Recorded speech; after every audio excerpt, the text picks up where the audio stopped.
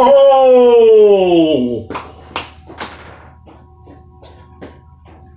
Wow! Wow! That was my reaction to the Povetkin versus Whyte fight. Oh my goodness.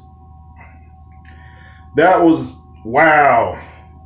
It took me back to George Foreman versus Michael Moore in 1994. Oh my goodness. I thought first Povetkin came out and I thought he won the first round, maybe the second.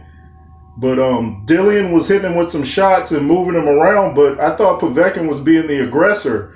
And what's funny too about it, I noticed Dillian Whyte, I thought he looked good and strong at the weigh-in. I thought he looked great, but the night of the fight, I thought he looked kind of pudgy in the midsection, which doesn't really mean anything in the heavyweights, but I just thought he didn't look as good at the weigh-in, which was just the other day as he did.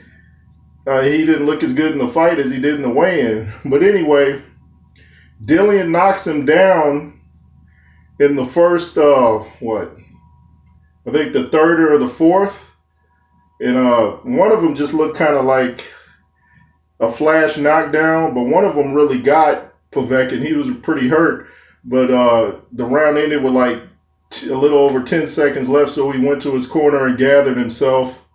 And then he comes back out, and in the fifth round, I mean, he did that Mike Tyson movie, jab, and pow, caught Dillian with an uppercut. And he was out. You could tell how he felt he wasn't getting up. It reminded me kind of like, Dillian Whyte reminds me of Razor Ruddock. It's like when Ruddock gets knocked out, you know he's not getting up. He just falls sloppy. And you could tell the ref didn't even count. He just waved it off. Wow, man. Povetkin tricked him. He kept jabbing and then he'd go to the body, jab and go to the body, but he tricked Whyte. Whyte's getting ready to, brace for the impact, and he comes up with an uppercut. And Dillian was out. Joshua knocked Dillian out with the uppercut. So that seems to be his weak points. And every heavyweight now that fights Whyte is going to be looking for that uppercut. And Whyte can come back, though, man. He's a good fighter. He just, he got caught. I believe he'll be back and even more focused. But Povetkin, man, shout out to Povetkin. He did a great job. But we need people like Dillian Whyte that talks crazy at times and gets interest going. Like recently he was talking about Evander Holyfield beat Lennox Lewis both of the fights. I was like, really, Dillian? I would agree with you, but then we both be wrong. Lewis won both of those fights, especially the first one. Anyway, man, but that reminded me of the Foreman Moore fight. Moore was winning the fight. And I remember my buddy kept talking about how it was crazy how Michael Moore was standing so close to Foreman with that jab. Like, he didn't have any respect for Foreman's power. And Foreman set him up with the left and the right behind it.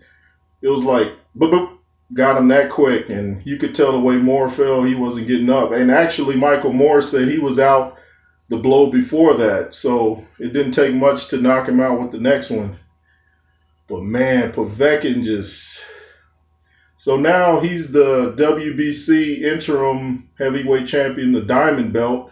There's too many belts out there. And